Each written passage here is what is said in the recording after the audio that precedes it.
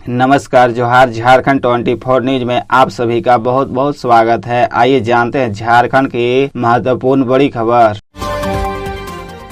झामुमो का बेहतर प्रदर्शन, शिबू और हेमंत की अनुपस्थिति में भी एकजुट रहे कार्यकर्ता दिलाई जीत। झामुमो सुप्रीमो शिबू सोरेन की अवस्था और कार्यकाली अध्यक्ष हेमंत सोरेन के जेल में रहने के बावजूद लोकसभा चुनाव में झामुमो के बेहतर प्रदर्शन को पार्टी नेताओं की एकजुटता का परिणाम माना जा रहा है। इसके अलावा पार्टी के स्टार प्रचारक पूर्व मुख्यमंत्री हेमंत सोरेन की पत्नी कल्पना सोरेन के आक्रामक प्रचार अभियान ने भी राज्य में चुनाव का भगवा रंग फीका कर दिया। इसमें पर्दे के पीछे से हेमंत सोरेन के मार्गदर्शक की भूमिका भी काम आई। पार्टी ने सबसे पहले उन क्षेत्रों में पूरी ताकत लगाई जहां उसे शुरू से ही जीत का जश्न दिखाई दे रहा था। यही कारण था कि प्रचार के लिए झामुमो ने केवल संसदीय क्षेत्र में ही कार्यालय खोला।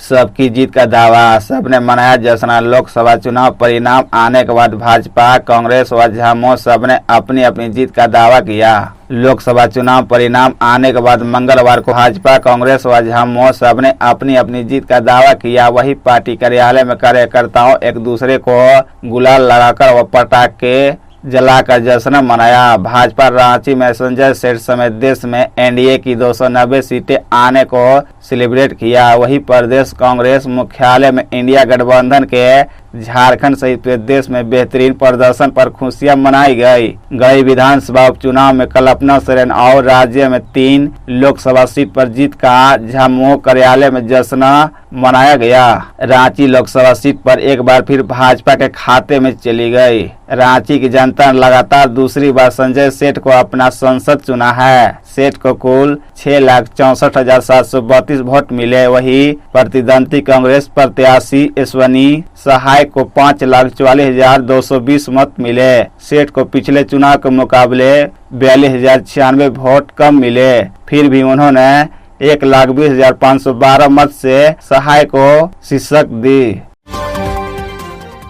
गढ़ई उपचुनाव जीती कल्पना सोरेन, हेमंत से गिरती कल्पना बनी हकीकत। झारखंड विधानसभा में होगी पार्टी का चेहरा। झारखंड की 14 लोकसभा सीटों के साथ साथ विधानसभा की एक सीट गढ़ई जिस पर सबकी नजर थी। इस सीट से पूर्व सीएम हेमंत सोरेन की पत्नी कल्पना सोरेन ने जीत हासिल की है। उन्हें 26,000 से अधिक वोटों से जीत मिली है। कल्पना की जीत से राज्य की राजनीति में कई तरह की चर्चाएं तेज हो गई है। बड़ा सवाल यह है कि कल्पना सोरेन की जीत से झारखंड की राजनीति में बड़े बदलाव का संकेत है। कल्पना सोरेन राजनीति में कदम रखी तभी से उसके भविष्य को लेकर चर्चाएं तेज हो गई थी। राजनीतिक एक्सपर्ट यह मानते हैं कि कल्पना की जीत से राज्य को एक नेता दे दिया है। कल्पना झारखंड मुक्ति मोर्चा में हेमंत सोरेन के जेल जाने के बाद भी कार्यकर्ताओं का उत्साह बढ़ाने में सफल रही।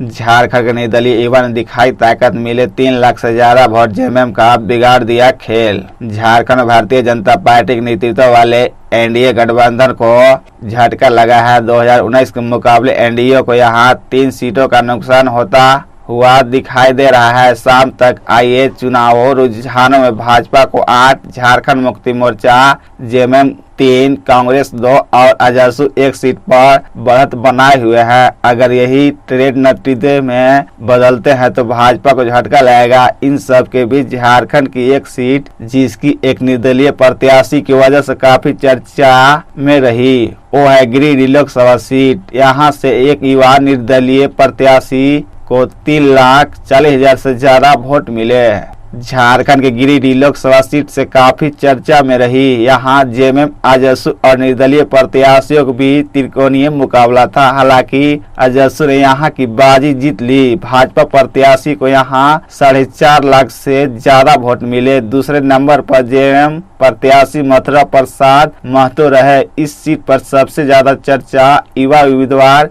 टाइगर जयराम महतो की रही।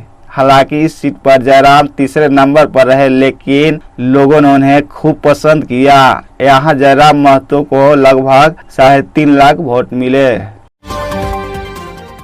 सीता सोरेन ससुरगढ़ में सेंध लगाने में रही नाकाम। दुमका झामुमो के नलिन की जीत। झारखंड के दुमका लोकसभा सीट पर वोटों गिनती पूरी हो गई है। इस चुनाव में दुमका सीट राजधानी रांची से भी अहम मानी जा रही थी। यह सीट झामुमो की गढ़ मानी जाती है। साल 1980 से 2014 तक लगातार साल बार शिबू सोरेन यहाँ से सांसद चुने गए थे। भाजपा ने इस बार बगावती बहू सीता सोरेन को यहाँ से टिकट दिया। इस सीट पर फाइनल नतीजे आ चुके हैं। भाजपा उम्मीदवार सीता सोरेन हार गई हैं। झामुमो के नलिन सोरेन ने उन्हें 22,527 वोटों से हराया है। दुमका में आखिरी चरण के तहत 1 जून को वोट डाले गए। यहाँ 73.50% मतदान हुआ। साल 2019 के चुनाव में यहाँ से भाजपा के सुनील सोरेन की जीत हुई थी। उन्होंने शिबू सोरेन को हराया था।